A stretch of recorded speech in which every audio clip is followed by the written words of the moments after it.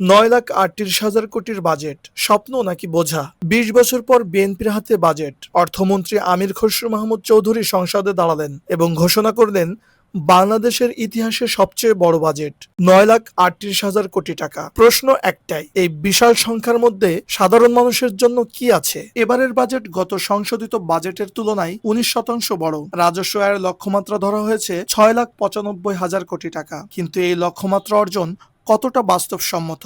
জাতীয় রাজস্ব বোর্ড চলতি অর্থবছরের এপ্রিল পর্যন্তই লক্ষ্যমাত্রা থেকে প্রায় 1,00,000 কোটি টাকা পিছিয়ে পড়েছে। আর ব্যাংক খাতে খেলাপি ঋণ এখন 30% উপরে। তার মধ্যেও সুখবর আছে, চিকিৎসা ব্যয় কমাতে ঔষধ তৈরির 68 ধরনের কাঁচামালের সম্পর্ক শুল্ক প্রত্যাহার করা হতে পারে। হার্টের রিং, চোখের লেন্স এবং ক্যান্সারের জীবন রক্ষাকারী ঔষধে ভ্যাট ও কর রেয়াতের প্রস্তাব রয়েছে। কৃষি ও মৌলিক ভোগ্য পণ্যে করের বোঝা কমানো হচ্ছে। Are made in Bangladesh electronics ও প্রযুক্তি পণ্য সাধারণ মানুষের ক্রয় ক্ষমতার মধ্যে আনার পরিকল্পনা রয়েছে। তামাক পণ্য ও প্রচলিত জ্বালানি চালিত গাড়িতে কর বাড়ানো হচ্ছে। অন্যদিকে গ্রিন এনার্জি, ইলেকট্রিক গাড়ি, ফ্রিল্যান্সার ও প্রযুক্তি খাতে বিশেষ সুবিধা দেওয়া হচ্ছে। সরকারের ঘোষিত লক্ষ্য 2034 সালের মধ্যে বাংলাদেশকে $1 ট্রিলিয়ন অর্থনীতিতে রূপান্তরিত করা। কিন্তু বিশ্লেষকরা বলছেন, সংখ্যা বড় হলেই বাজেট সফল হয় না। বাংলাদেশের ট্যাক্স জিডিপি অনুপাত দক্ষিণ এশিয়ার মধ্যে সবচেয়ে কম। ভারত, ভিয়েতনামের তুলনায় এই হার অনেক পিছিয়ে। ফলে রাজস্ব না বাড়িয়ে উন্নয়ন ব্যয় মেটাতে